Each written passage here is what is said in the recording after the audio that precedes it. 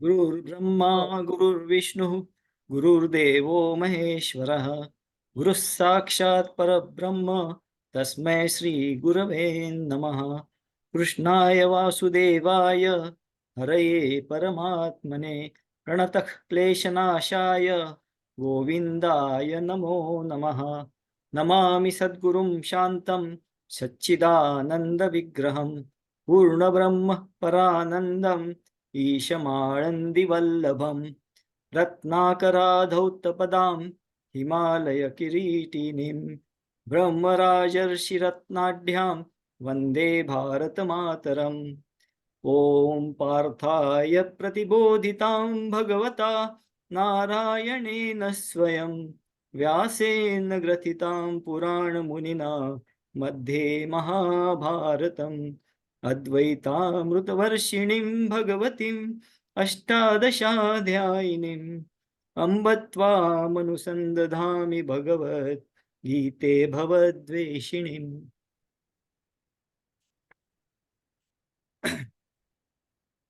नादू वाद्या न येता तरी का गोचरू होता, फुले न होता घेपता आमोदू केवी, गोडी न होती पक्वान्ने तरी का फावती रसने, दर्पणा वीण नयने नयनु का दिसे, द्रष्टा श्री गुरुमूर्ती न रिगता दृश्य पंथी तरी का ह्या उपास्ती आकळता तो, तैसे वस्तू जे असंख्यात तया संख्या शतेसात, न होती तरी कोणा येथ फावो शकते, मेघ सिंधूचे पाणी वाहे तरी जग तया तेची पाहे, काजे उमपते नोहे ठाकते कोण्हा, आणि वाचा जे न पवे ते हे श्लोक न होते बरवे, तरी काने मुखे फावे ऐसे का होते, म्हणून श्री व्यासाचा हा थोरू विश्वा झाला उपकारू, जे श्रीकृष्ण उक्ती आकारू ग्रंथाचा केला, आणि तोची हा मी आता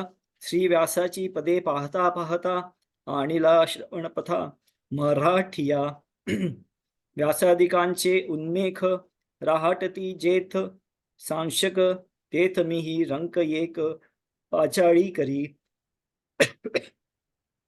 परी गीता ईश्वरू भोळा ले व्यासोक्ती कुसुम माळा, तरी माझिया दुर्वादळा नान म्हणे की, आणि क्षीर सिंधूचिया तटा पाणिया येती गजघटा, येथ काय मुरकुटा वरिजत असे, पांख फुटे पांखिरी पांखिरू, नुडे तरी नभीच स्थिरू, गगन आक्रमी सत्वरू तो गरुडही तेथ, राजहंसाचे चालणे भूतळी जालिया शहाणे, आणि के काय कोणे चालावे चिना, जी आपुलेनी अवकाशे अघात जळ घेपे कलशे, चुळी चूडपणा ऐसे भरोनी न निघे, दिवटीच्या आंगी थोरी तरी ते बहु तेज धरी, वाती आपुलिया परी आणिच किना, जी समुद्राचेनी पैसे समुद्री आकाश आभासे, थिल्लरी थिल्लरा ऐसे बिंबेची पै,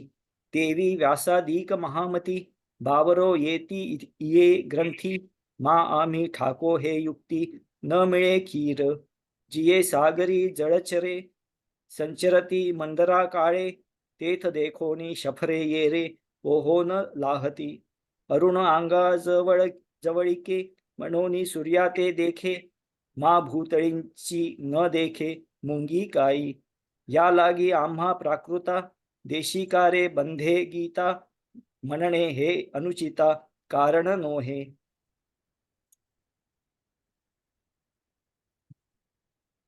आणि बापू पुढा जाये ते घेत पाऊलाची सोये, बाळ ये तरी न लाहे पाहू काही, तैसा व्यासाचा मागोवा घेतू, भाष्यकारा ते वाट पुसतू, अयोग्य ही मी न पवतू के जाईन, आणि पृथ्वी जयाची क्षमा नुबगे स्थावर जंगमा, जयाचे निअमृते चंद्रमा निववी जग, जयाचे आंगिक असिके तेज लाहो नियरके, अंधाराचे सावाईके लेटिजत आहे, समुद्रा जयाचे तोय तोया जयाचे माधुर्य माधुर्या सौंदर्य जयाचेनी, पवना जयाचे बळ आकाश खेणे पघळ ज्ञान जेणे उजाळ चक्रवर्ती, वेद जेणे सुभाष, सुख जेणे सोल्लास, हे असो रूपस विश्व जेणे, तो सर्वोपकारी समर्थू, सद्गुरु श्री निवृत्तीनाथू, राहाटत असे मजही आतू रिघोनिया. आता आयती गीता जगी, मी सांगे मराठी अभंगी, येथके विस्मया लागे ठावो आहे. श्री गुरुचैनी नावे माती, डोंगरी जयापासी होती, तेणे कोळीये त्रिजगती, एकवद केली. चंदने वेधली झाडे, झाली चंदनाचे निपाडे, वशिष्ठे मांडली की भांडे, भानुसी शाटी. मामी तव चित्ताधिला, आणि श्री गुरु ऐसा दादुला, जो दिठिवेनी आपुला बैसवी पदी. आधीची देखणी दिठी, वरी सूर्य पुरवी पाठी, तेन दिसे ऐसी गोठी, केही आहे. म्हणून माझे नीच नव्हे, श्वासोच्छ्वासही प्रबंध होआवे. गुरुकृपा काय नोहे, ज्ञानदेवो म्हणे. या कारणे मिया गीतार्थ मराठिया, केला लोकायया दिठीचा विशो. परी मराठे बोल रंगे, कवळिता पै गीतांगे, तै गातयाचे निपांगे, एकाढता नोहे. म्हणून गीता गावो म्हणे, पै गाणिवे होती लेणे, ना मोकळे तरी उणे, गीताही आणित. सुंदर अंगी लेणे न सुये, तै तो मोकळा शृंगार होये, ना लेले तरी आहे, तैसे के उचित. का मोतियांची जैसी जाती, सोनयाही मान देती, ना तरी मानवती अंगेची सडी. नाना गुंफिली का मोकळी, कुणी न होती परिमळी, वसंता गमीची वाटोळी, मोगरी जैसी. तैसा गाणी वेते मिरवी, गीते वीणही रंगू दावी, तो लाभाचा प्रबंधू ओवी केला मिया. तेणे आबाल सुबोधे, ओविये चेनी प्रबंधे, ब्रह्मरस सुस्वादे अक्षरे गुंथिली. आता चंदनाच्या तुरुवरी, परिमळा लागी फुलवरी, पारुखणे जियापरी लागे नाकी. तैसा प्रबंधू हा श्रवणी, लागत खेवो समाधी आणि, ऐकिलिया ही वाखाणी काय व्यसन नवी. पाठ करिता व्याजे, पांडित्ये येती वेशजे, तै अमृता ते नेणिजे पावलिया. तैसेनी आई तेपणे, कवित्व झाले हे उपेणे, मनन निदिध्यास श्रवणे जिंतिले आता. हे स्वानंद भोगाची सेल, भलतया सीची देईल, सर्वेंद्रिया पोषविल श्रवणा करवी. चंद्रा ते अंगवणे, भोगुनी चकोर शहाणे, परी फावे जैसे चांदिणे भलतयाही. तैसे अध्यात्मशास्त्री येये, अंतरंगची अधिकारिये, परी लोकू वाकचातुर्ये होईल सुखिया. ऐसेसी निवृत्तीनाथांचे, गौरवे आहे जी साचे, ग्रंथू नोहे हे कृपेचे वैभव तये. क्षीर सिंधू परिसरी, शक्तींच्या कर्णकुहरी, नेणो कै श्री त्रिपुरारी सांगितले जे. ते क्षीर कल्लोळा आतू, मकरो दरी गुप्तू, होता तयाचा हातू पैठे झाले. तो मत्स्येंद्र सप्तशृंगी, भग्नावयवा चौरंगी, भेटला की तो सर्वंगी संपूर्ण झाला. मग समाधी अव्युत्थया, भोगावी वासना यया, ते मुद्रा श्री गोरक्षराया दिघली मिनी. तेणे योगब्जीनी सरोवरू, विषय विध्वंसैकविरू, तिये पदी का सर्वेक्षरू अभिषेकिला. मग ती ही ते शांभव, अद्वयानंद वैभव, संपादिले सप्रभव श्री गहिनी नाथा. तेणे कळी कळी तू भूता, आला देखोनी निरुता, ते आज्ञा श्री निवृत्तीनाथा दिधली ऐसी. ना आदि गुरु शंकरा, लागोनी शिष्य परंपरा, बोधाचा हा संसरा झाला जो आमुते. तो हा तू घेऊनी आघवा, कळी गिळितया जीवा, सर्व प्रकारी धावा करी पा वेगी. आधीच तच तो कृपाळू, वरी गुरु आज्ञेचा बोलू, झाला जैसा वर्षा काळू खवळणे मेघा.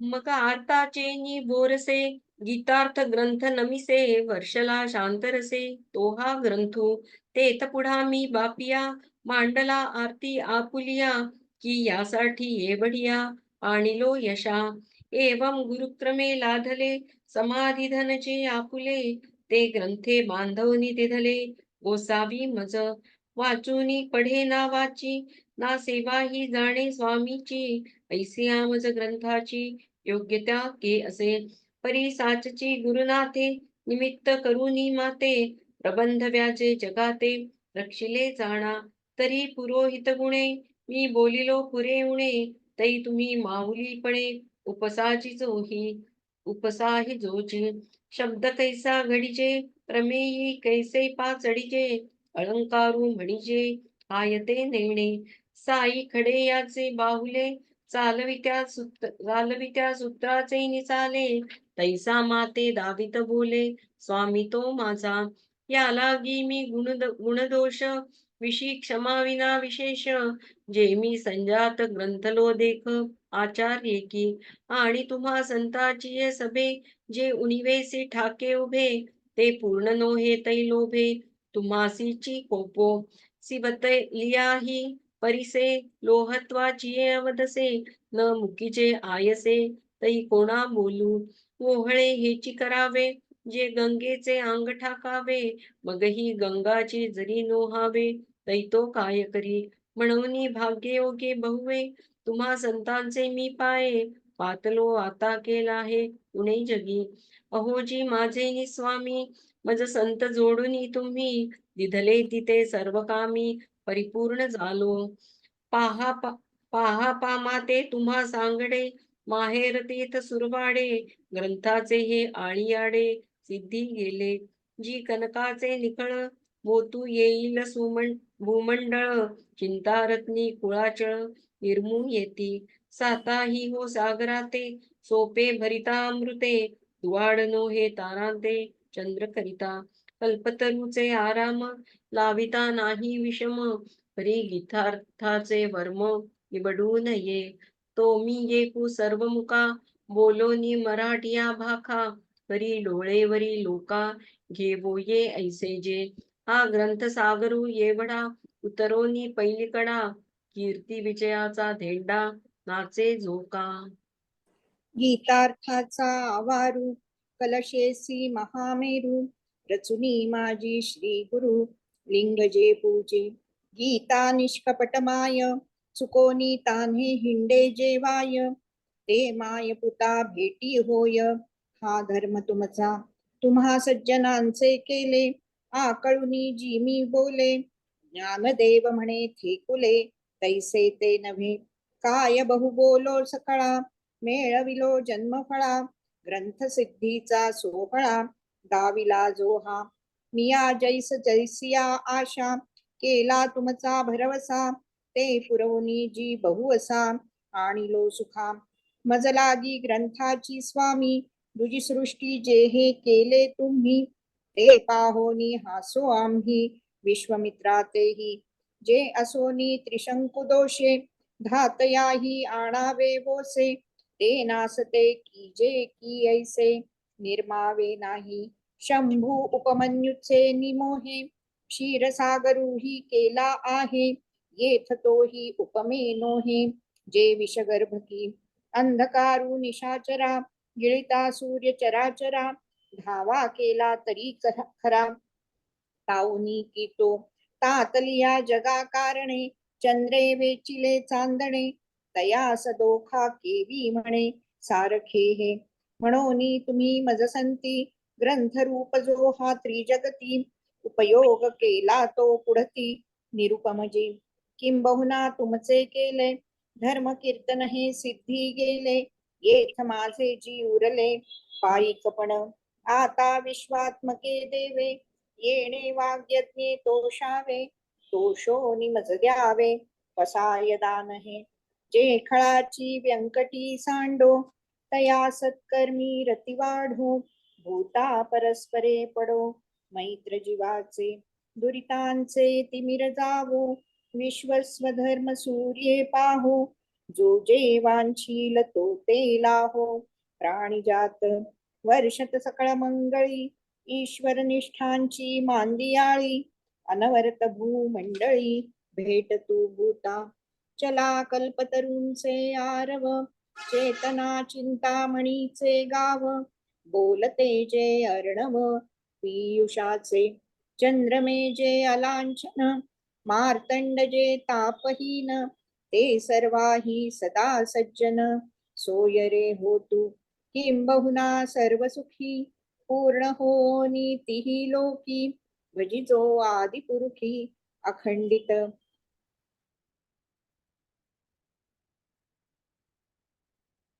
अदृष्ट विजये हो आवेजी.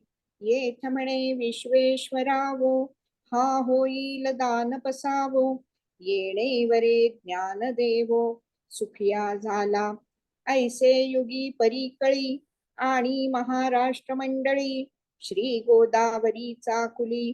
दक्षिणी त्रिभुवनैक पवित्र, अनादि पंचक्रोश क्षेत्र. जेथ जगाचे जीवसूत्र, श्री महालया असे. तेथ यदुवंश विलासू, जो सकळ कळा निवासू. न्याया ते पोषी क्षितिषु, श्रीरामचंद्र. तेथ महेशान्वय संभूते, श्री निवृत्तीनाथ सुते. केले ज्ञान देवे गीते, देशिकार लेणे. एवं श्री भारताचा गावी,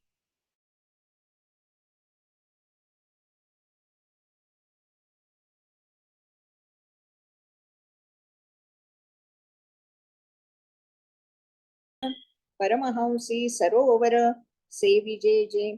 तये गीतेचा कलशू, संपूर्ण हा अष्टादशू. म्हणे निवृत्तीदासू ज्ञानदेवो, पुढती पुढती पुढती. इया ग्रंथ पुण्य संपत्ती, सर्व सुखी सर्वभूती. संपूर्ण होईजे शके 1212 तै टीका केली ज्ञानेश्वरे. सच्चिदानंद बाबा आदरे, लेखकू झाला. इति श्रीमद्भगवद्गीतासु उपनिषत्सु ब्रह्मविद्यायां योगशास्त्रे श्रीकृष्णार्जुन संवादे सर्वगीतार्थसंग्रहो नाम अष्टादशोऽध्यायः.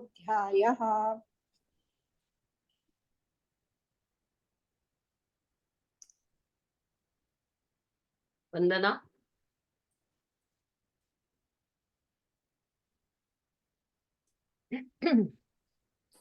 गुरुर्ब्रह्मा गुरुर्विष्णुः गुरुर्देवो महेश्वरः गुरुः साक्षात् परब्रह्म तस्मै श्री गुरवे नमः. नमामि सद्गुरुं शान्तं सच्चिदानंद विग्रहं पूर्णब्रह्मपरानन्दम् ईशमानन्दिवल्लभम्. यानन्तश्रुतिमन्त्रशक्तिमहती ब्रह्मात्मविद्यावती, या सूत्रोदितशास्त्रपद्धतिरतिप्रद्योतितान्तर्द्युतिः, या सत्काव्यततिप्रसादितमतिर्नानागुणालङ्कृतिः, सा प्रत्यक्ष सरस्वती भगवती मान्त्रायतां भारती. भगवंताच्या असीम कृपेमुळे, सद्गुरुदेवांच्या अनुकंपेमुळे, सगळ्या ज्ञानेश्वरी प्रेमी मित्रमैत्रिणींमुळे आणि श्रोत्यांमुळे आज आपण ज्ञानेश्वरीच्या समापनाकडे निघालो. वाचनाचं समापन झालं. मन अत्यानंदाने तसं भरून गेलं, पण डोळे आनंदाश्रूंनी भरले. हा ज्ञानेश्वरीचा 2.5 वर्षाचा जो प्रवास झाला, वास्तविकतः आपण सगळे मित्र एकमेकांना खो खो देत होतो, पण हा सगळा प्रवास जिनी खऱ्या अर्थाने अनुभवला ती म्हणजे आपली मैत्रीण कल्पना आहे. आणि कल्पनाने कदाचित मला असं वाटतं की एखाद दुसऱ्याच वर्गामधनं सुट्टी घेतली असेल, परंतु पूर्णपणे याचं सगळं श्रेय मला तिच्या पदरात घालावंसं वाटतं. कारण श्रेय यासाठी की माऊलींनी ही प्रेरणा दिली आणि त्या प्रेरणेबरोबर संपदाला सुद्धा ही प्रेरणा झाली की आपण काही या वाचनासोबत अर्थाच्या गाभाऱ्यात शिरावं आणि त्यानंतर कल्पनांनी अव्याहतपणे हा वर्ग नेटाने पुढे नेला. आणि ही सुंदर ज्ञानेश्वरीची यात्रा, कारण ज्ञानेश्वरी नुसतं म्हटलं ना तरी आपण एका वेगळ्या विश्वामध्ये विहरतो. नुसतं ज्ञानदेवांचं आपण स्मरण केलं ना तर आपलं मन हलकं होत जातं. ज्ञानेश्वरीच्या शब्दांनी आपलं अंतरंग निवतं. मनामध्ये एक शांततेचा झरा प्रस्फुटित होतो. आणि ज्ञानेश्वरी काय आहे, तिचा अर्थाचा गाभारा किती आहे, ती आपल्याला आत्मानंद देते की नाही, या सगळ्या गोष्टी बाजूला राहतात. आणि सगळ्यात महत्वाचं काही होतं तर या ज्ञानेश्वरीची अवीट गोडी, अमीट छाप अंतरंगावर अगदी नेहमीसाठी उमटून जाते. माऊलींना एकदा बोट हातात दिल्यानंतर माऊली हे बोट सोडत नाही. आणि म्हणून तैसा हा प्रबंध श्रवणी लागत खेवो समाधी आणि ऐक्यालाही काय वाखाणी व्यसन न लावी, हे माऊलींचे शब्द आहेत. आणि हा माऊलींचा एक सार्थ अभिमान आहे.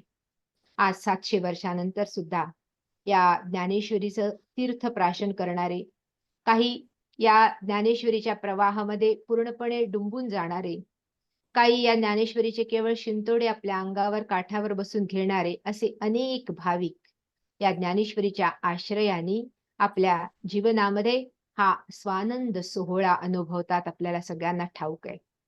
आणि जीवनामध्ये अत्यंत प्रतिकूल परिस्थितीला सामोरे गेलेले ज्ञानेश आपल्या सद्गुरूंच्या कृपा प्रसादाने अंतरंगामध्ये जो आत्मानंदाचा झरा प्रस्फुटित झाला, जो आत्मानंद गवसला, जे सच्चिदानंद पद सापडलं, त्या आत्मानंदाची पखरण आपल्या श्रोत्यांवर करण्यासाठी 9000 ओव्यांची ज्ञानेश्वरी जेव्हा आपल्या मुखातून प्रस्फुटित करतात, केवळ त्या ज्ञानेश्वरीच्या प्रवासातून आपल्याला त्याचा आवाका, केवळ आवाका लक्षात येतो की किती हे 9000 ओव्यांची ज्ञानेश्वरी किंवा हे 9000 सार गर्भित असे हे माऊलींचे 9000 ओव्यांमधले शब्द.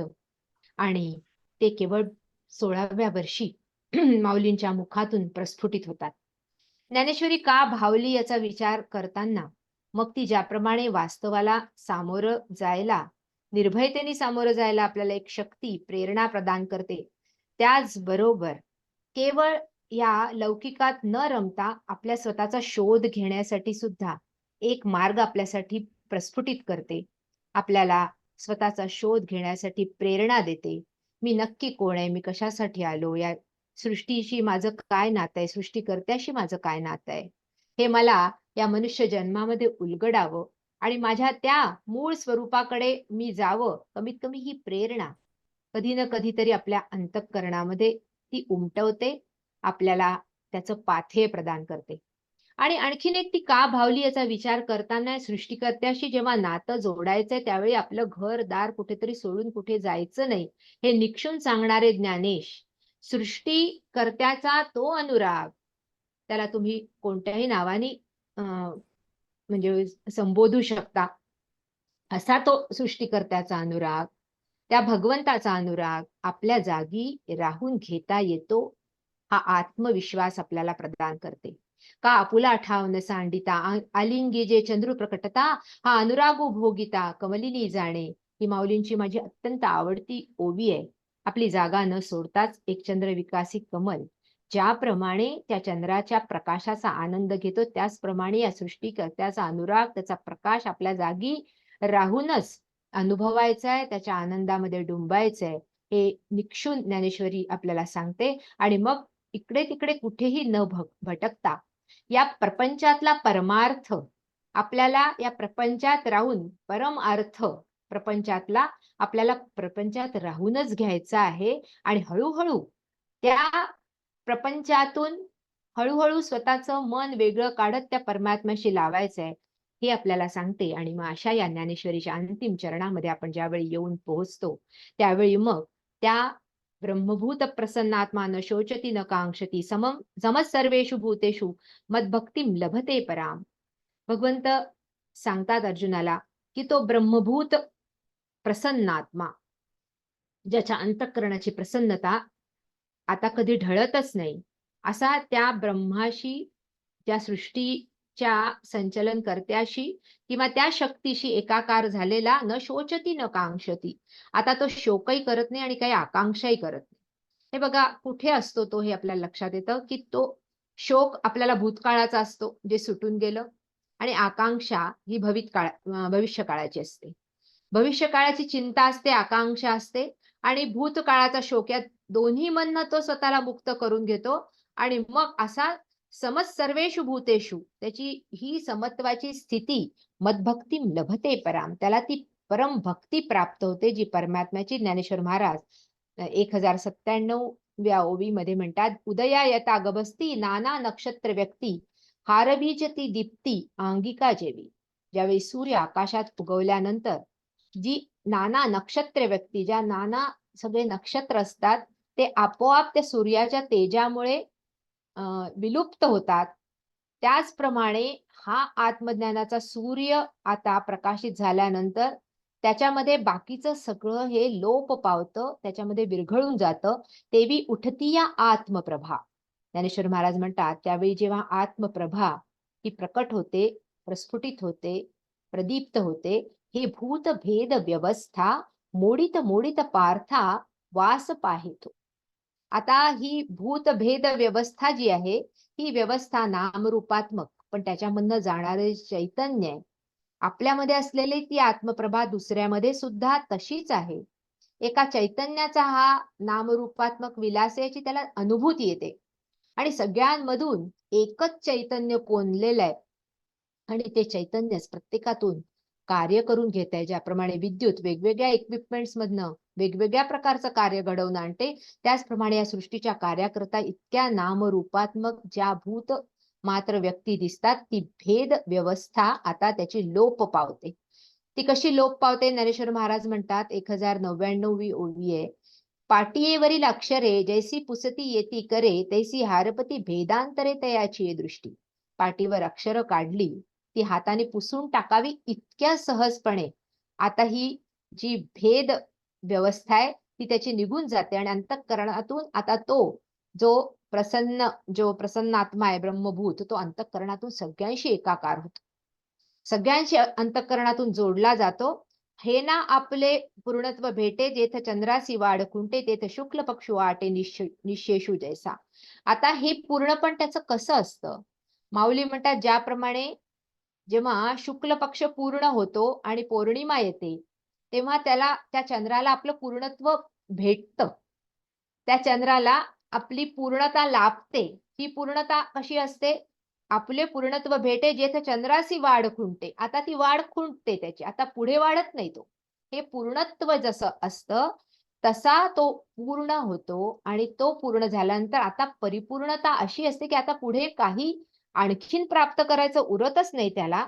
आणि ही अशी एक रूपता त्याची त्या ईश्वराशी झाल्यानंतर, अंतरंगातून झाल्यानंतर मग ती भक्ती, आणि ती भक्ती म्हणजे ती परमात्म्याशी निरपेक्षपणे साधलेली एकाकारिता. विभक्त नव्हे तो भक्त, अशी भक्तीची व्याख्या ज्याप्रमाणे रामदास स्वामींनी केली, आणि ती व्याख्या मला तरी सर्वोपरी वाटते, कारण की ज्याच्याशी एकाकार आपण होतो, ज्याच्या सोबत जास्त वेळ आपण राहतो, त्याला आपण पूर्णपणे जाणतो.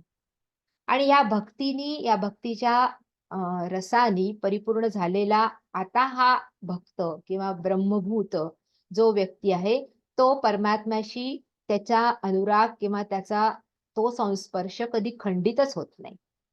आणि असा परमात्म्याशी निरंतर एकाकार झालेला, भक्तीने ओतप्रोत भरलेला, भक्ती म्हणजे परमप्रेम, जे प्रेम आपलं ईश्वरा प्रती होतं, ते कधी कधी काहीतरी प्राप्त करण्यासाठी असतं, पण ही निरपेक्ष भक्ती, ही सर्वोपरी भक्ती आहे. हे डिव्हाइन लव्ह आहे, स्पिरिच्युअल लव्ह असं त्याला म्हटलं जातं. ही वैश्विक भक्ती किंवा वैश्विक प्रेम आहे, कॉस्मिक लव्ह. आणि ही कॉस्मिक माइंड, ज्यावेळी वैश्विक मनाचं उन्नयन होऊन त्या वैश्विक मनामध्ये ज्यावेळी परिवर्तन होतं, आणि ज्यावेळी हे उन्नयन होत होत हे मन त्या विश्वाकार मनाशी एकाकार होतं, त्यावेळी ही भक्ती घडते. आणि मग त्याची पूर्णपणे ज्याला आपण म्हणू शकतो की जाणीव किंवा त्याची अनुभूती किंवा त्याचं ज्ञान समग्र ज्ञान होतं. ज्याच्या सोबत आपण राहतो ना, त्याचं आपल्याला समग्र ज्ञान होत असतं. त्याला आपण आतून बाहेरून जाणत असतो. जितकं त्याच्या सोबत राहतो, तितकं त्याला आपण जाणतो. म्हणजे यालाच भक्ती म्हणतात. संत महात्मे त्या भक्तीने तिथपर्यंत पोहोचतात, की त्या परमात्म्याचे संपूर्ण ज्ञान त्यांच्या अंतःकरणामध्ये अवतरित होतं. आणि मग माऊली पण म्हणतात, निराकारा देखिले वो माये. किंवा तुकाराम महाराज सुद्धा म्हणतात, की मला आता लावण्याचा गाभा दिसतो, विटेवर उभा असलेला चैतन्य स्वरूप दिसतो. ज्ञानेश्वर महाराज त्या भक्तीसाठी फार सुंदर असं वर्णन करतात. भक्त्या मामभिजानाति यावान्यश्चास्मि तत्वतः ततो मां तत्वतो ज्ञात्वा विशते तदनंतरम. भगवंत म्हणतात, माम अभिजानाति. 55वा श्लोक आहे. अभिजानाति म्हणजे संपूर्णपणे जाणतो भक्तीनी. कारण शेवटी तुम्हाला त्याच्यासोबत जुळून राहावं लागतं, ज्याला तुम्हाला ओळखायचंय. आणि कसं ओळखायचंय? एक असतं सामान्य जाणणं. एखादा मित्र आहे जो किंवा एखादी मैत्रीण आहे, जिच्याशी आपला थोडा संबंध आहे. आपल्याला तिचं नाव माहितीये, तिचं आडनाव माहितीये, तिचं सासरचं नाव माहितीये, तिने कोणती डिग्री घेतली माहितीये, ती कुठे राहते माहितीये. हे झालं सामान्य जाणणं, वरवरचं जाणणं. भगवंताला हे वरवरचं जाणणं, त्याच्या कथा जाणणं, त्याच्या लीला जाणणं हे वरवरचं आहे. आतून तो कसा आहे, तो कसा सर्वांना व्यापून उरलेला आहे, कसं त्यांनी सगळ्यांना आतून ओवलंय. मत्तः परतरन्नान्यत् किंचिदस्ति धनंजय मयि सर्वमिदं प्रोतं सूत्रे मणिगणा इव. भगवंत 7व्या अध्यायामध्ये म्हणतात, मी सगळ्यांना आतून ओवलंय. असा हा सूत्रधार, ज्यांनी सगळ्यांना ओवलंय संपूर्ण विश्वाला, असा हा सूत्रधार. त्याला ही पण म्हणते ना, आपल्या मुक्ताईनी जे म्हणते ना, विश्वपट ब्रह्मदोरा ताटी उघडा ज्ञानेश्वरा. हा विश्वपट आहे आणि आतून जाणारा हा दोरा आहे. भगवंत त्याला म्हणतात तत्वतः जाणणे, अंतरंग जाणणे परमात्म्याचं. तो कसा आहे हे जाणणे, त्यांनी सगळ्यांना कसं जुळून ठेवलाय, हा योग, त्याचा ऐश्वर्य योग जाणणे. प्रत्येकाला त्यांनी कुठून जोडलंय? ततोमान तत्वतो ज्ञात्वा. तत्वतः त्याला जाणल्यानंतर ज्ञात्वा विशते तदनंतर. मग त्याचा त्याच्यामध्येच प्रवेश होतो. विषविशती धातू आहे, म्हणजे प्रवेश होणे. प्रवेश मध्ये आपला तो विषविशती धातू असतो. त्याचा त्यामध्येच प्रवेश होतो भगवंतामध्ये. ज्ञानेश्वर महाराज त्याच्यासाठी फार सुंदर वर्णन करतात. ते म्हणतात, 1138 घडोनी सिंधूची या अंगा, सिंधूवरी तळपे गंगा, तैसा पाडू तया भोगा अवधारी जो. गंगा समुद्रामध्ये मिळल्यानंतर मग ती समुद्र रूपाने शोभून दिसते. आता ती वेगळी गंगा रूपाने राहत नाही, तसाच तो त्यामध्ये प्रवेश केल्यानंतर परमात्म्याच्या रूपाने शोभून दिसतो. तुका झाला पांडुरंग, त्याचे भजन राहीना, मूळ स्वभाव जाईना, असं म्हटलं जातं. ठाकूर रामकृष्ण देव एकदा त्या जगदंबेशी एकाकार झाल्यानंतर मग तिचा जो भोग आहे ते स्वतःच खायला लागायचे, किंवा तिच्यासाठी आणलेली जी माला आहे किंवा पुष्पमाला आहे ती स्वतःच्या गळ्यात घालायचे. इतकं अंतर्बाह्य एकत्व या संतांच्या जीवनामध्ये आपल्याला परमेश्वराशी साधलेलं दिसतं. आणि म्हणून ज्यावेळी ह्या सर्वोपरी अवस्थेचं वर्णन जेव्हा आपण करतो किंवा वाचतो, त्यावेळी आपल्याला ते केवळ संतांच्या जीवनातूनच समजू शकतं, अन्यथा आपल्याला समजू शकत नाही. आणि म्हणून ज्ञानेश्वर महाराज आता इथे म्हणतात, का आरसियासी आरसा उठून दाविल्या जैसा, देखणा अतिशयो तैसा भोगणातीये. स्वच्छ करून आरशाला दुसरा आरसा दाखवला, त्याचप्रमाणे जो मद्रूप झालेला आहे तो स्वतःच प्रतिबिंब माझ्यात आणि माझं प्रतिबिंब स्वतःमध्ये बघतो. आणि ते सांगताना ते म्हणतात, म्हणून मी होणे नाही, तया मीची आहे केही, मग भजेल ते काही बोलो किर. आता तो मत्स्वरूप झाला किंवा नाही झाला, पण त्याला माझं स्थान सुद्धा कळत नाही, कारण आता तो माझ्याशी एकाकार झालाय. असा जो झालेला जो क्रमयोगी आहे, मी झाल या लागी तो क्रमयोगी, मी जालाची माते भोगी, तारुण्य का तारुणांगी जियापरी. ते म्हणतात, आता हा क्रमयोगी, ज्ञानेश्वर महाराजांनी त्याला क्रमयोगी म्हटलेलं आहे, की क्रमाक्रमाने. कारण आपण पाहिलं ना, विविक्त सेवी लघवाशी यतवा काय मानसा, किंवा भो एकांतावरी प्रीती जया जनपदाची खंती, जाण तेथे वसती ज्ञानाची गा. ज्ञानेश्वर महाराजांनी हळूहळू त्याचा हा क्रमयोग आपल्या समोर विस्तार करून दाखवलाय भगवंतानी सुद्धा, की तो कसा हळूहळू एकांतात जातो, मग कसा तो या ज्ञानाच्या मार्गावर प्रवेश करतो. आणि असा हा जो क्रमयोगी आहे, आता मी जालाची माते भोगी, आता तो मत्स्वरूप होऊन जातो, परमात्म्याशी एकाकार होऊन परमात्म्याची ती भक्ती भोगतो, तो अनुराग भोगतो. कसा तारुण्य का तारुणांगी जियापरी, ज्याप्रमाणे एखादी तरुणी आपलं तारुण्य भोगते, असा ज्ञानेश्वर महाराज इथे आपल्याला दृष्टांत देतात. तैसी क्रिया कीर नसाहे तरी अद्वैती भक्ती आहे, हे अनुभवाची जोगे नव्हे बोला ऐसे. आता ही अद्वैती जी भक्ती आहे ती वर्णन करण्यासारखी नाहीये. ज्ञानेश्वर महाराज म्हणतात, हे अनुभवाची जोगे नव्हे बोला ऐसे, बोलण्यासारखं नाहीच आहे. हे अनुभूती गम्य आहे. हे कोणी सांगून समजण्यासारखं नाहीच आहे. हे अनुभवाजोग आहे. त्याची अनुभूती यायला हवी आणि त्या अनुभूतीसाठी मग तो क्रमयोग जीवनामध्ये अंगीकारायला पाहिजे. आणि मग ती अनुभूती कशी आहे माऊली त्याचं वर्णन करतात. 1153 ओवी आहे. बोलतया बोलताची भेटे, तेथ बोलले हे न घटे, ते मौन तव गोमटे स्तवन माझे. ज्ञानेश्वर महाराज म्हणतात, आता त्याची स्तुती पण थांबते. बोलतयाची भेटे, ज्याच्याबद्दल बोलायचंय त्याच्याशी एकाकारिता झाली. तो आणि मी भिन्न नाही, किंबहुना मी म्हणजे त्याचाच अंश आहे हे कळलं. बोलतयाची भेटे, तेथ बोलले हे न घटे, आता काही बोलायसारखं उरलंच नाही. तव मौन तव गोमटे स्तवन माझे, त्यावेळी त्याचं ते मौन राहणं हेच माझं स्तवन आहे. आणि म्हणून तया बोलता बोलता मी भेटता, मौन होय तेणे तत्वता स्तवितो माते. म्हणून आता तो त्याची भेट झाल्यानंतर मग कुठली बोली बोलतो, तर मौन हीच त्याची बोली आहे. आणि त्या मौनानेच तो माझं स्तवन करतो. तो आता निशब्द होऊन जातो. आता तो सांगत नाही काहीच. आणि मग ज्ञानेश्वर महाराज त्याच्यासाठी खूप दृश्य जाऊन या द्रष्टे, द्रष्ट या सीची जे भेटे, ते एकलेपणे न घटे द्रष्टेपणही. आता दृश्य, द्रष्टा आणि दर्शन ही त्रिपुटी आहे. ज्ञान, ज्ञाता आणि ज्ञान ही त्रिपुटी आपण मागे पाहिलात, आपण त्याच्या खोलात जाणार नाही. पण हे तिन्ही एकच होतं. जे दृश्य आहे ते दृश्य, त्याचं दर्शन घेणारा आणि द्रष्टा म्हणजे त्याचं दर्शन, हे तिन्ही एक होतं. दृश्याचं दर्शन आणि दर्शन घेणारा हे तिन्ही एक होतं. मग देखिजे ना न देखिजे, ऐसी जे दशा निपजे, ते दर्शन माझे साचोकारे. ज्ञानेश्वर महाराज म्हणतात, मग आता काही पाहण्यासारखं उरतच नाही.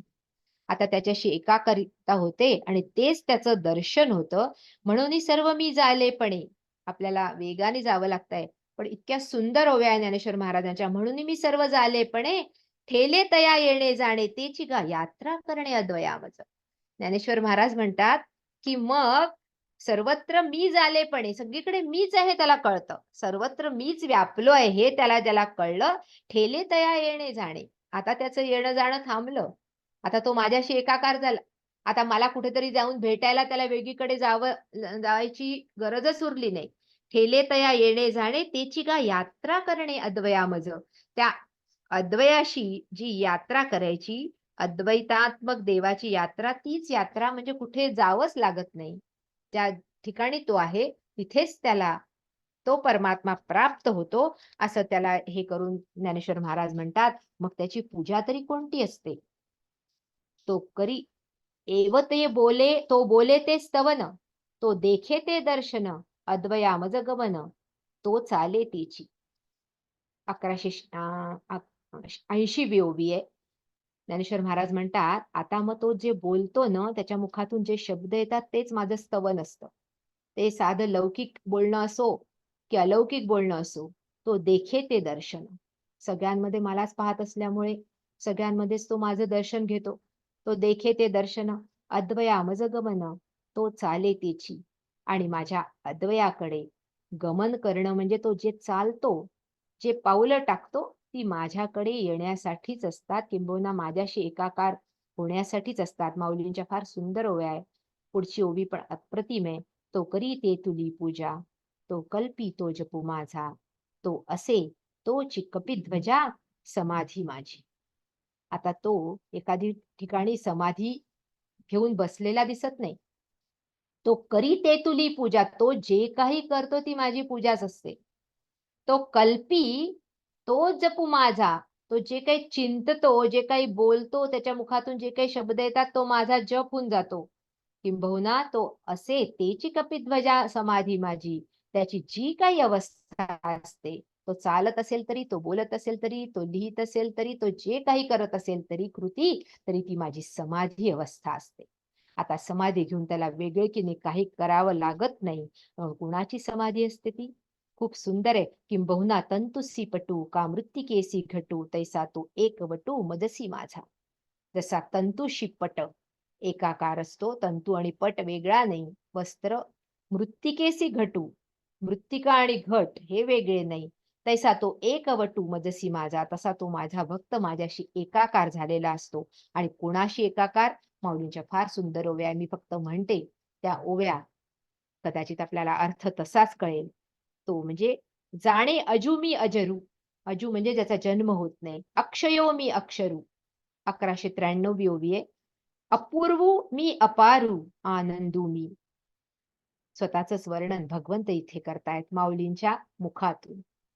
आणि तो अक्षर परमात्मा कसा यायचे अपूर्व असं सुंदर उकारांती रुंजुणत्या जणू काही पदन्यास करत असलेल्या शब्दातून माऊली करतात.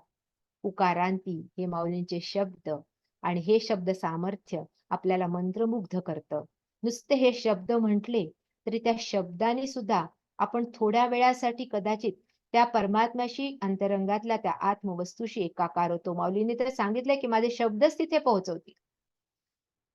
जाणे अजू मी अजरू, अक्षयो मी अक्षरू, अपूर्व मी अपारू, आनंदू मी. अचळू मी अच्युतू, अनंतू मी अद्वैतू, आद्यू मी अव्यक्तू, व्यक्तूही मी. मीच अव्यक्त आहे, मीच व्यक्त पण आहे. ईश मी ईश्वरू, अनादि मी अमरू, अभय मी आधारू, आधेय मी. स्वामी मी सदोदितू, सहजू मी सततू, सर्व मी सर्व गतू, सर्वातीतू मी. मी स्वामी आहे, सगळ्यांचं नियंत्रण करणार आहे आणि मी सहज आहे. म्हणजे अगदी सगळीकडे व्यापलेलं आहे, सतत आहे. सर्व मी सर्व गतू, सगळ्यांमध्ये व्यापलेलो आहे. सर्वात तीतू मी, सर्वांना व्यापलेला आहे, पण सर्वात तीतू, सर्वांपेक्षा अतीत पण आहे. सर्व गतू पण आहे, सर्वात तीतू पण आहे. नवा मी पुराणू, मी नवीन पण आहे, मी पुराणू आहे. शून्य मी संपूर्ण, स्थूलू मी अणू, जे काही ते मी. मी स्थूल पण आहे आणि अणू पण आहे. माऊली इथे परमाणूचा आणि अणूचं ॲटमचा सुद्धा उल्लेख करतात. अणू पण मी आहे. अक्रियू मी एकू, असंगू मी अशोकू, व्याप्यू मी व्यापकू, पुरुषोत्तमू मी. अशब्दू मी अश्रोतृ, अरूपू मी अगोत्रू.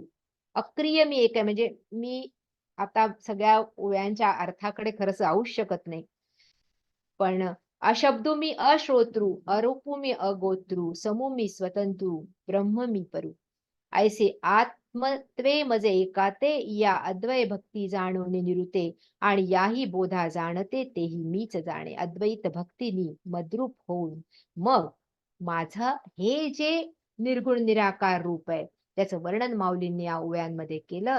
त्या अद्वैत भक्तीपर्यंत तो जाऊन पोहोचतो आणि मग ते निराकार परमात्म्याशी त्याचं एकाकार पण असतं. पैचेलिया नंतरे आपुले एक पण उरे, तेही तोवरी स्फुरे, तयाशीच जैसे. हे कसं असतं? ज्याप्रमाणे स्वप्नामध्ये आपण वेगवेगळ्या व्यक्ती पाहतो, स्वप्नामध्ये आपण वेगवेगळ्या वस्तू पाहतो, पण जागे झाल्यानंतर लक्षात येतं की त्या सगळ्या वस्तू वेगळ्या नव्हत्याच, ते लोक वेगळे नव्हतेच. ते दिसलेले स्वप्नामध्ये सगळेजण आपणच होतो, आपणच त्या यांनी भोगत होतो. त्याचप्रमाणे जाग आल्यानंतर किंवा त्या परमात्म्याशी एकाकार झाल्यानंतर असं लक्षात येतं की तो परमात्मा आणि आपणही भिन्न नाही. आणि तो परमात्मा आणि इतरही कोणी नामरूपात्मक भूत मात्र भिन्न नाही. असं जर असेल तर A is equal to B आणि B is equal to C असेल तर A is equal to C. याप्रमाणे आपण आणि या चराचरामध्ये असलेले सगळे भूत मात्र हे पण भिन्न नाही. हे अभिन्नत्व त्याला प्राप्त होतं. आणि म्हणून मग त्या अभिन्नत्वाचं सुंदर वर्णन ज्ञानेश्वर महाराज ठिकठिकाणी करतात. आणि म्हणून असा जो देशे काळे पदार्थे साधून घेई दे माते, तैसा नव्हे मी आयते सर्वांचे सर्वही.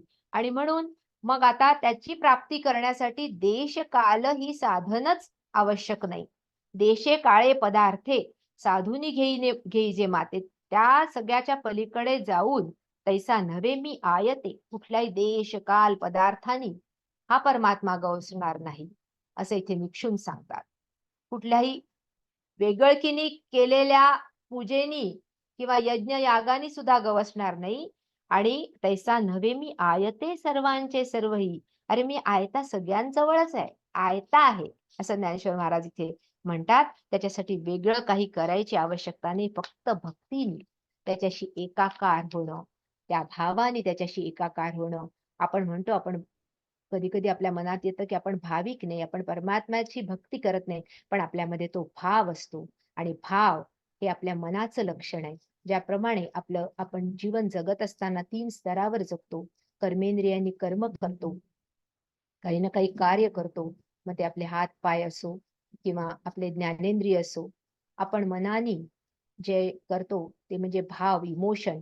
कर्मेंद्रियांनी ऍक्शन, मनाने इमोशन, आणि बुद्धीने रिझन. बुद्धी तर्क मागते, रिझनिंग मागते. आपले कर्मेंद्रिय ऍक्शन करतात आणि आपलं जे मन आहे ते भावनांचं उगमस्थान आहे. आणि हे भाव म्हणजेच भक्ती आहे. भावे विण भक्ती. ज्ञानेश्वर महाराजांची हरिपाठातली ओवी आहे, भावे विण भक्ती, भक्ती विण मुक्ती, बळे विण शक्ती बोलो नये. हा भाव, हे प्रेम त्या परमात्म्याशी ज्यावेळी हा भाव आपल्या मनामध्ये असतो, कारण आपण हा आपल्या कुटुंबियांप्रती असतो, आपल्या समाजाप्रती असतो, आपल्या आवडत्या लोकांप्रती असतो. ते प्रेम फक्त त्या परमात्म्याकडे वळलं, तो भाव वळला की मग ते परमप्रेम, वैश्विक प्रेम या संत महात्म्यांच्या जीवनामध्ये दिसतं. आणि मग ही जी निरपेक्ष भक्ती, मग त्यामध्ये मग दुसरं काही नको. तुकाराम महाराज ज्याप्रमाणे म्हणतात ना, की चित्त घेऊन या तू काय देशी, ते मज पाशी सांगे आता. माझं चित्त मी तुला दिलं, माझ्या चित्तामध्ये तुला बसवलं, ही एकाकार भक्ती दिली. आता तू मला काय देशील हे सांग. तरीच पांडुरंगा करीन साठोबाटी, नघेच या तुटी येईल ती. मी वैश्य आहे, मला कुठला तुटीचा व्यवहार नको. रिद्धी सिद्धी काही दाखवी अभिलाष, नाही मजा असं मुक्तीची. अरे मला मुक्तीची पण लालूच दाखवू नको. तू का म्हणे तुझे माझे घडे झर, भक्तीचा रे भाव देणे घेणे. तुझ्या आणि माझ्यामध्ये एकच व्यवहार मला पाहिजे, भक्तीचा भाव पाहिजे. भक्तीचा रे भाव देणे घेणे. संत महात्मा ही परमोच्च भक्ती आपल्या जीवनामध्ये अंगीकारून आपल्याला दाखवतात. आणि त्या भक्तीपर्यंत पोहोचलेले मग शिवाजी महाराजांनी पाठवलेला नजराणा सुद्धा पाठवून देतात ना.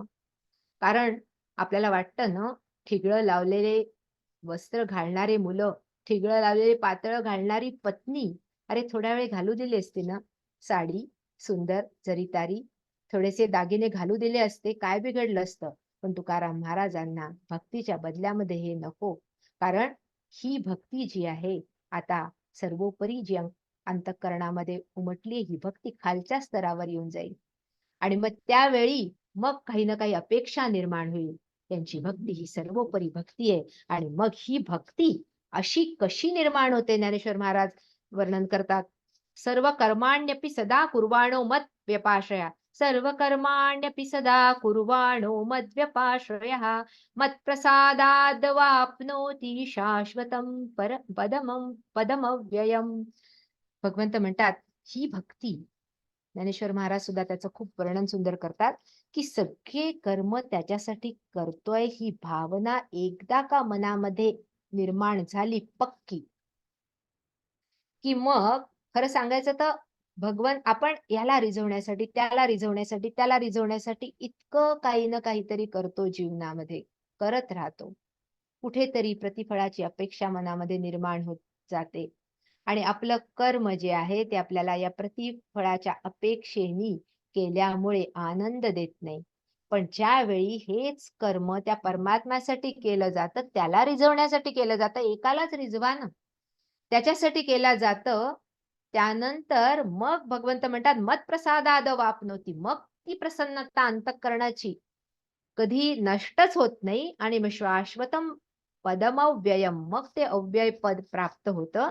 सर्व कर्माण्यपि सदा कुर्वाणो मद व्यपाश्रया, भगवंताच्या आश्रयानेच कर्म केली आणि ती त्यालाच अर्पण केली. ज्ञानेश्वर महाराज फार सुंदर सांगतात. ते म्हणतात 1247 ओवी, स्वकर्माच्या चोखाळी मज पूजा करून भरिली, तेणे प्रसादे आकळी ज्ञान निष्ठेते.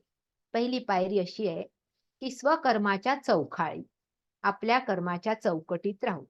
जिथे आपण जन्माला आलो तिथे आपण जी भूमिका निभावतो त्या भूमिकेमुळे जी कर्म प्राप्त होतात, जे कर्तव्य प्राप्त होतं, ते सगळं कर्तव्य आपल्या कर्माच्या चौकटीत राहून मज पूजा करून भुली, त्याच कर्मांनी माझी पूजा जे लोक करतात, मग आपोआप ती ज्ञाननिष्ठा निर्माण होते. कारण की त्या परमात्म्याचं ज्ञान व्हायला लागतं. मग प्रसादे आकळी ज्ञाननिष्ठेते. मग प्रसाद कोणता मिळतो? ज्ञान उदित व्हायला लागतं. मग ज्ञानेश्वर महाराज म्हणतात पुन्हा पुढच्या ओवीत, ते ज्ञाननिष्ठा जेथ हात वसे, तेथ भक्ती माझी उल्हासे, या भजने समरसे सुखिया होय. आणि ही ज्ञाननिष्ठा एकदा निर्माण झाली, परमात्म्याचं ज्ञान प्राप्त व्हायला लागलं की मग ती ज्ञानोत्तर भक्ती अंतःकरणामध्ये निर्माण होते. आणि मग ही निर्माण झाली की मग या भजन समरसे सुखिया होय. मग त्या भक्तीनी त्या भजनामध्ये समरस होऊन जा आणि त्या समरस झाल्यानंतर मग मग अभिन्न या सेवा, एक क्षण असा येईल तुझ्या जीवनातला की हळूहळू तुझी सगळी सेवा, तुझे जे जे काही कर्म आहे, अभिन्न भावाने व्हायला लागेल. एक तार तिथे जुळलेली राहायला लागेल. या अभ्यासाने अभिन्न या सेवा, चित्त मियाच भरेल जे धवा, माझा प्रसाद जाणते धवा परिपूर्ण झाला. ज्ञानेश्वर महाराज म्हणतात की मग तो प्रसाद, ही अंतःकरणाची प्रसन्नता कधी खंडितच होणार नाही. प्रसाद म्हणजे अंतःकरणाची प्रसन्नता. आणि हा प्रसाद केव्हा मिळेल? अभिन्न या सेवा, चित्त मियाच भरेल जे धवा. ज्यावेळी ही अभिन्नपणे ही सेवा घडत जाईल आणि चित्त त्या परमात्म्याने पूर्णपणे भरून जाईल, त्यावेळी हा प्रसाद कधी खंडितच होणार नाही.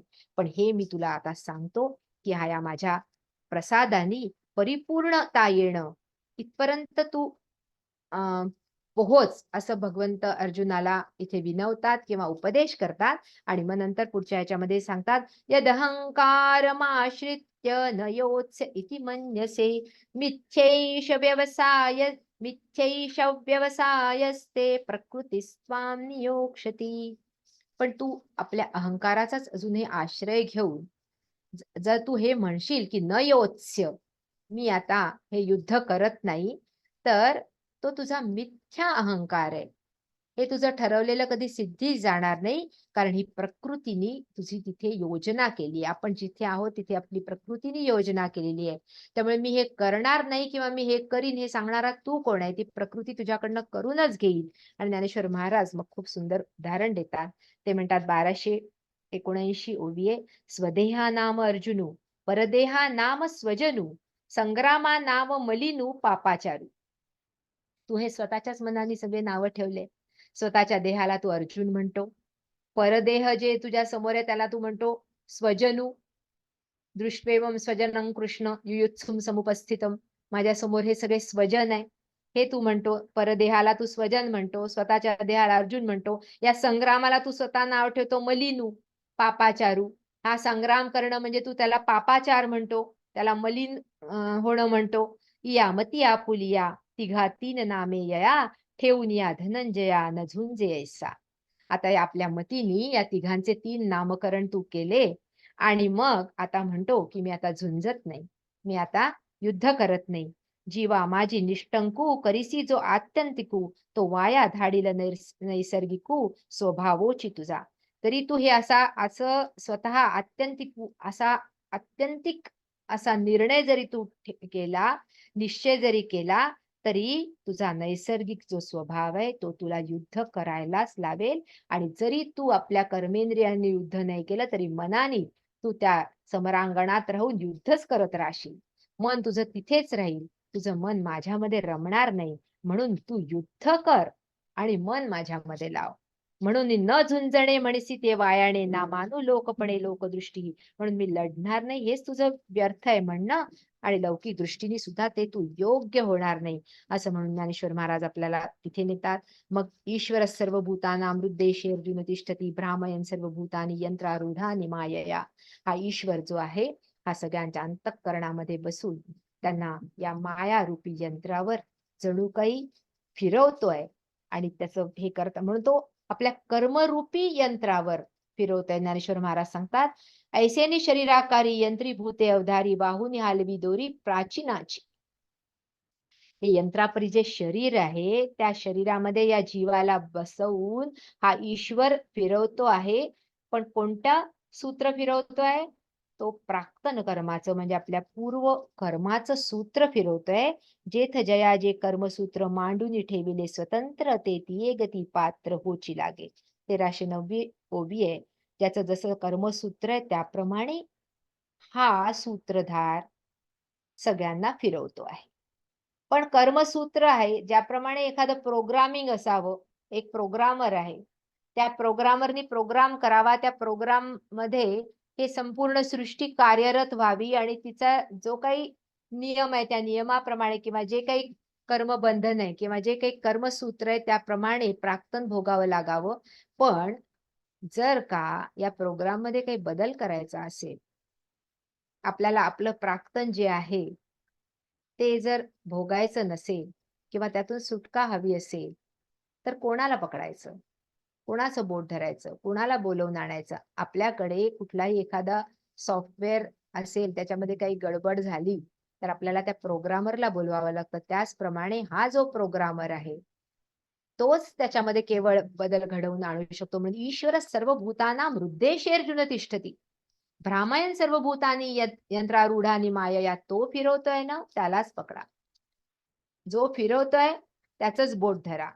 त्यालाच या चक्रातून कसं बाहेर पडायचं हे मार्ग त्यालाच मागा, किंवा त्यालाच हा मार्ग प्रशस्त करण्याची विनवणी करा.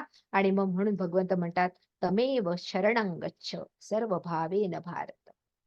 आता त्यालाच शरण जा. कसं? सर्व भावेन. यात सगळी नाती आली, सगळी नाती त्याच्याशीच जोडा. तोच आई, तोच त्वमेव माता पिता, त्वमेव त्वमेव बंधु सखा, त्वमेव त्वमेव विद्या द्रविणं, त्वमेव त्वमेव सर्व मम देव देव. आपले संत महात्मे सांगतात, त्याच्याशी सर्व भावेन भारत तत्प्रसादात पराम शांतीम स्थानम प्राप्स्यसि शाश्वतम. इथे तुला ते शाश्वत आणि त्याच्या प्रसादाने ती शांती प्राप्त होईल, जी कधीही ढळणार नाही, प्रकर्षेण शांत.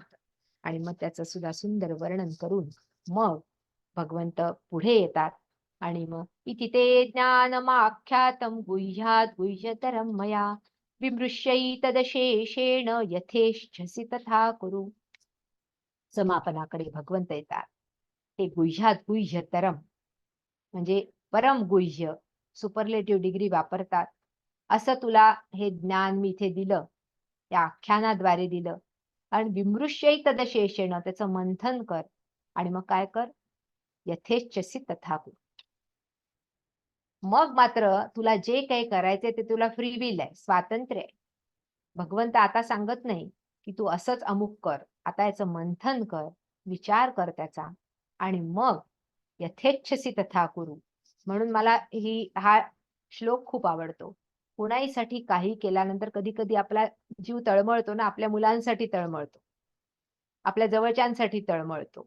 आणि मग त्यावेळी आपल्याला असं वाटतं की का असं करत नाहीये, का नाही करत आहे? अरे भगवंत सुद्धा अर्जुनाला इतकं मोठं व्याख्यान दिल्यानंतर, इतका मोठा शाश्वत ज्ञानाचा प्रवाह आपल्या मुखारविंदातून प्रस्फुटित केल्यानंतर 700 ओव्यांची 700 श्लोकांची ही गीता, हे गीत म्हटल्यानंतर काय म्हणतात शेवटी? यथेच्छसि तथा कुरु. आता माझं सांगून झालं, आता तुला जे करायचं ते तू कर. त्याने किती परम शांती मिळू शकते.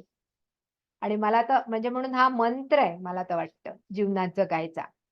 तिथपर्यंत न्यायचं, म्हणायचं, आणि मग यथेच्छसि तथा कुरु म्हणायचं स्वतःला सुद्धा, की आता मी तिथपर्यंत भगवंत ज्याप्रमाणे आपल्याला नेऊन पोहोचवतात, आणि आता तुझ्या इच्छेप्रमाणे कर म्हणतात. पण ही इच्छा आता त्या परमात्म्याशी निगडीत करायची कशी, ते आता अर्जुनाचं आणि भगवंताचं मनोगत पुन्हा ज्ञानेश्वर महाराज आपल्याला इथे उकलून दाखवतात. या देवाची या बोला अर्जुन उगाची ठेला, तेथ देवो म्हणती भला अवन चकू होसी. आता हे कृष्ण वचन ऐकून तो अर्जुन अगदी उगा होऊन गेला. त्याला वाटलं आता यथेच्छसी तथा कुरु म्हणतात आहे भगवंत इतकं सांगितल्यानंतर. एकदम काय आहे ना, असंच अमुक कर. भगवंताला सुद्धा माहित आहे की हा मनुष्य नावाचा प्राणी जो मी जन्माला घातलाय ना, त्याला कुठलंही नॅगिंग चालतच नाही. नॅगिंग केलं की तो विरोध करतो. एकदम की आता तू हे असंच कर, मी तुझा गुरु आहे, तू माझा शिष्य आहे, त्यामुळे मी जे म्हणेन तेच तुला करावं लागेल असं म्हटलं की ह्यानी आपल्याशी अनुसंधान तोडलंच म्हणा. त्यापेक्षा ह्याला सगळं सांगून म्हणावं की अरे बाबा रे, हे मी तुला सांगितलं, आता यथेच्छसी तथा कुरु. तुला स्वातंत्र्य आहे हं, निर्णय घेण्याचं एकदम. आता या मनुष्य प्राण्याचं मन शांत होतं. अच्छा, स्वतंत्रता आहे, मला बांधू पाहत नाहीये हा भगवंत. हा मला बांधून अमुकच कर म्हणत नाहीये, मला माझी जी बुद्धी दिली आहे त्याप्रमाणे मंथन कर म्हणतोय. आता अर्जुन शांतच झाला एकदम. आणि शांत होऊन यया देवाची या बोला अर्जुन उगाची ठेला, शांत झाला. तेथ देव म्हणती भला अवंचकू होसी. देव म्हणाला त्याला, अरे तू का बरं आत्मवंचना अशी करू नको हं. तैसा सर्वज्ञ श्री गुरु भेटल्या आत्मनिर्धारू, न पुसिजे जय आभारू धरोनिया. आता हा जो मी श्री गुरु म्हणून तुला भेटलो, तू मला गुरु म्हंटल, शिष्यस्तेहम शाधी माम त्वाम प्रपन्नम असं म्हटलं. अजूनही काही तुझ्या मनामध्ये शंका असेल तर विचार मला. आणि न पुसिजे जे आभारू धरून या, संकोच मनामध्ये न धरता तुला जो प्रश्न विचारायचा आहे तो विचार. पण युगे पण तुझी हा अभिप्रावो की धनंजया, जे एक वेळ आवा कुनिया सांगावे ज्ञान. पण तुझा हा पुन्हा जो निमूटपणा आहे हा मी काय समजू? तुला समजलं नाही का मी काय म्हणालो ते? तुझ्यामध्ये ते ज्ञान पूर्णपणे उतरलं नाही का? यथेच्छसी तथा कुरु म्हटल्यानंतर पुन्हा तू संभ्रमात गेला का? पुन्हा एकदा एक वेळ अवांकुनिया सांगावे ज्ञान. तुझी अशी इच्छा आहे का की मी पुन्हा ते सांगावं? सांगायची माझी तयारी आहे. तेथ पार्थू म्हणे दातारा, भले जाणसी माझी अंतरा, हे म्हणो तरी दुसरा जाणता असे काही. अरे तू माझ्या चित्ताला जाणतोस ना. तूच तर मला आता विश्वरूप दर्शन दिलं. तूच मला तिथपर्यंत नेऊन पोहोचवलं. तू त्या पुरुषोत्तमापर्यंत मला नेऊन पोहोचवलं. पुरुषोत्तम योग माझ्या जीवनामध्ये आणला. मग मला आता दुसरा कसं म्हणतोस? हे म्हणो तरी दुसरा जाणता असे काही. आता दुसरा, माझं अंतरंग जाणणारा दुसरा कोण असेल? माझ्या अंतःकरणाला जर तूच व्यापून आहे, म्हणून या बोला श्रीकृष्णे म्हणितले काय येणे, हे चिगा थोडे वानणे, जे बुझतासी तू. कृष्ण म्हणाला, अरे पुन्हा स्तवन करायला लागलास तू माझं. मी तुला एवढं वर्णन केलं, तर आता पुन्हा एकदा तू माझ्या स्तवनाने पुन्हा एकदा अद्वैताचं द्वैत करतो आहेस. आणि म्हणून मग ते भगवंताचं वचन आहे, ज्ञानेश्वर महाराज सांगतात, आणि निरुपचार प्रेमा विषय हो जे प्रियोत्तमा, ते दुजे नव्हे की आत्मा ऐसेची जाणावे. आपलं जे प्रेम आहे ते अनौपचारिक प्रेम आहे अर्जुना. 1346 ओवी आहे. ते म्हणतात त्या विषय जो की प्रियोत्तमा, ते दुजे नव्हे की आत्मा ऐसेची जाणावे. हे अनौपचारिक प्रेम फक्त तेव्हाच प्रस्फुटित होऊ शकतं ज्यावेळी त्याचा विषय आत्मा असतो. त्या आत्म स्तरावरून जे वैश्विक प्रेम प्रस्फुटित होतं ते हे प्रेम आहे. आणि म्हणून जिव्हारीचे गुज सांगत असे जीवासी तुझ, हे अनन्य गतीचे मज आथी व्यसन. माझ्या हृदयाचं हे जे गुज आहे, हे हितगुज आहे, हे मी तुला का सांगितलं? तुझ्या अनन्य गतीचं मला व्यसन.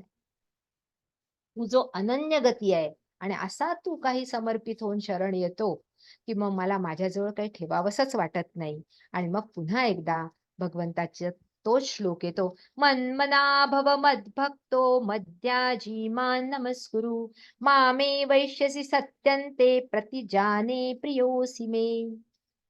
मन्मना भव मद्भक्तः भव मद्याजी भव मान नमस्कुरु, मामे वैश्यसि सत्यन्ते प्रतिजाने प्रियोसि मे. भगवंत इथे शपथपूर्वक सांगतात की मग तू माझ्यामध्येच वसशील आणि हे मी तुला प्रतिज्ञापूर्वक सांगतो, जर तू तुझं मन मला दिलं, माझा भक्त झाला, प्रेमाने ते मन दिलं, मन मना भव मदभक्ता भव मद्याजी भव, माझ्यासाठी कार्य करणारा झाला आणि मग सगळीकडे मला पाहून मग नतमस्तक झालास, मान नमस्कुरू. ज्ञानेश्वर महाराज त्याच्यासाठी फार सुंदर ओव्या आपल्या साठी आणतात. ते म्हणतात 1353 ओवी आहे. तरी बाह्य आणि अंतरा आपुलिया सर्व व्यापारा, मज व्यापका ते विरा विषयो करी. आपुला अथवा परावा ठाई उपकारिसी का पांडवा, तेणे यज्ञ होई बरवा याज्ञिको माझा. काय करायचे तुला? बाह्य आणि अंतरा आपुलिया सर्व व्यापारा, मज व्यापका ते वीरा विषयो करी. हा व्यापक परमात्म्याला विषय कर, बाह्य आणि अंतराच्या व्यापाराला. आणि आपुला अथवा परावा ठाई उपकारिसी पांडवा, तेणे यज्ञ होई बरवा याज्ञिको माझा. आणि मग आपला परावा न समजता सगळ्यांसाठी कार्यरत होणारा, कार्य करणारा हो, आणि ते कार्य परमात्म्यासाठी करतोय या भावनेने कर, तू माझाच याज्ञिक होशील. अशा पद्धतीने मग सर्व धर्मान परित्यज्य मामेकम शरणम व्रज, इथे ज्ञानेश्वर महाराज येतात आणि अत्यंत सुंदर अशा माऊलींच्या ओव्या प्रस्फुटित होतात. आता थांबावं की पुढे जावं हे सुद्धा कळत नाही, पण मला असं वाटतं की ज्ञानेश्वर महाराजांच्या काही ओव्या आणि पसायदान आपण हे समापनाच्या दिवशी आपण पुन्हा एकदा पाहू, कारण आजची वेळ आपली संपली आहे. पण ज्ञानेश्वर महाराजांनी हे सर्व धर्मान परित्यज्य मामेकम शरणम व्रज अहंत्वा सर्व पापेभ्यो मोक्ष इष्यामि मा शुचः. धर्म अधर्म काय किंवा काय करायला पाहिजे, काय करायला नको, याच्या भ्रांतीत जर तू असशील अर्जुना, तर मग तू मला शरण ये. हे शरण येणं कसं आहे याचं फक्त माऊलींच्या 2 ओव्या आपण पाहू. ते म्हणतात, देसे घटाचेनी नाशे 1399 ओवी आहे. गगनी गगन प्रवेशे, मज शरण येणे तैसे ऐक्य करी. जेव्हा घटाचा विनाश होतो, त्याच्यातला आकाश गगनी गगन प्रवेशे, त्यातलं जे स्पेस असते ती बाहेरच्या स्पेसमध्ये बाहेरच्या मिळून जाते. तैसे मज शरण येणे तैसे ऐक्य करी, तसं तू मला शरण ये त्या सृष्टीकर्त्याला. सुवर्णमणी सोनया ये कल्लोळू जैसा पाणिया, तैसा मज धनंजया शरण ये तू. सुवर्णमणी ज्याप्रमाणे सोन्याला शरण येतो त्याच्यामध्ये विलीन होतो. ये कल्लोळू जैसा पाणिया, पाण्यावर आलेले तरंग, लाटा किंवा कल्लोळ फेस हा पाण्याला शरण येतो, त्याच्यामध्येच मिसळतो. तैसा मज धनंजया, तू शरण येई तसा तू मला शरण ये. म्हणून मी होऊन माते सेवणे आहे आई ते करी हाता येते ज्ञान येणे. आणि मग अशा प्रकाराने तू माझ्याशी एकरूप होशील आणि मग माझी भक्ती घडेल, माझं जे काही कार्य करशील ती माझीच सेवा होईल आणि त्याने तुला माझं परिपूर्ण ज्ञान येईल. अशा पद्धतीने तू माझ्याशी एकाकार होईल. ही एकाकारिता, हा आत्मानंद ज्ञानेश्वर महाराज आणखीन काही सुंदर ओव्यांमधून आपल्या समोर प्रस्फुटित करतात. त्यानंतर गीता जी आहे त्या गीतेची विशेषता, तिची महती गातात. ती गीता कशी त्यांच्या सद्गुरूंनी त्यांच्या मुखातून प्रस्फुटित केली. आणि हा गीता ईश्वरू भोळा ले व्यासोक्ती कुसुममाळा, परी माझ्या दुर्वादळा नान म्हणे की. हा गीता जो ईश्वरू भोळा आहे आणि व्यासोक्ती व्यासांच्या कुसुममाळा त्यांनी त्याच्या अंगावर देवल्या आहेत, तरी देखील तो माझ्या या दुर्वांकुलाला नाही म्हणत नाही. आणि मग राजहंसाचे चालणे भूतळी झाली आशाणे, ये रे काय कोणे चालावीची ना. ज्ञानेश्वर महाराज इतके विनम्र होऊन जातात आणि ते म्हणतात, अरे या गीतेवर इतक्या लोकांनी भाष्य केले असेल, व्यासांनी ही गीता रचली, तिच्या कुसुममाळा हिच्या अंगावर आहे, पण तरी देखील राजहंस डौलदार चालतो म्हणून बाकी कोणी चालूच नाहीये का? राजहंसाचे चालणे भूतळी झाली या शहाणे, ये रे काय कोणे चालावेची ना, म्हणून बाकी कोणी चालूच नाही का? बाकी कोणी हिची स्तुती गाऊच नाही का? बाकी कोणी तिचं विवेचन करूच नाही का? बाकी कोणी तिच्या अर्थाच्या गाभाऱ्यात शिरायचा प्रयत्न करूच नाही का? सगळ्यांसाठी आपल्या आपल्या क्षमतेप्रमाणे हे तीर्थप्राशन करण्याची ज्ञानेश्वर महाराज मुभा देतात, किंबहुना आपल्याला ती प्रेरणा देतात. आणि मग या गीतेची महती सांगत सांगत पसायदानापर्यंत येतात. ते पसायदान आपण थोडस शेवटच्या अंतिम आपल्या 5 तारखेच्या वर्गामध्ये बघू. आजचं हे विवेचन जसं जमेल तसं माऊलींनी जसं करून घेतलं तसं त्यांच्या चरणी अर्पण करते आणि थांबते.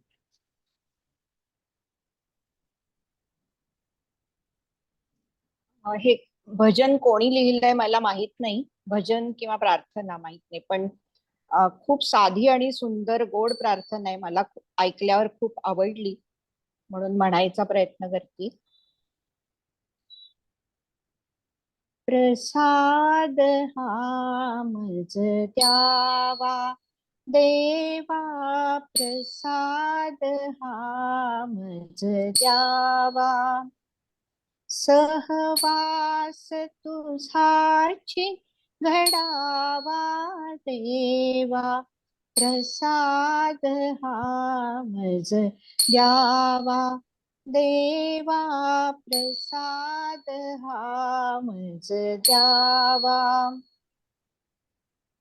निशिदिनी प्रभूचे नाम स्मरावे, निशिदिनी प्रभूचे नाम स्मरावे, विसर तुझा न पडावा देवा, विसर तुझा न पडावा देवा, प्रसाद हा मज द्यावा देवा, प्रसाद हा मज द्यावा, हृदय मंदिरी तुवा बैसोनी, हृदय मंदिरी तुवा बैसोनी, ध्यान योग मज द्यावा देवा, ध्यान योग मज द्यावा देवा, प्रसाद हा मज द्यावा देवा, प्रसाद हा मज द्यावा,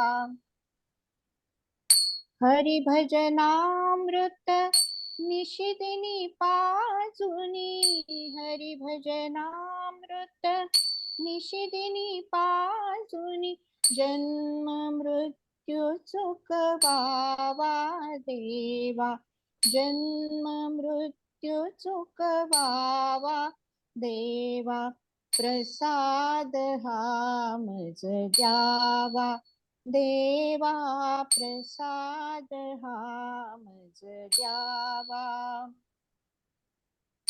आत्मसुखा परी प्रसाद द्यावा, आत्मसुखा परी प्रसाद द्यावा, वियोग तुझा न घडावा देवा, वियोग तुझा न घडावा देवा, प्रसाद हा मज द्यावा देवा, प्रसाद हा मज द्यावा, सहवास तुझाची घडावा देवा, सहवास तुझाची घडावा देवा, प्रसाद हा मज द्यावा देवा, प्रसाद हा मज द्यावा. छान. खूप सुंदर. वसुदेव सुतं देवं कंसचाणूरमर्दनं देवकी परमानन्दं कृष्णं वन्दे जगद्गुरुं योगेशं सच्चिदानन्दं वासुदेवं व्रजप्रियं धर्मसंस्थापकं वीरं कृष्णं वन्दे जगद्गुरुं श्रीकृष्णं वन्दे जगद्गुरुम्.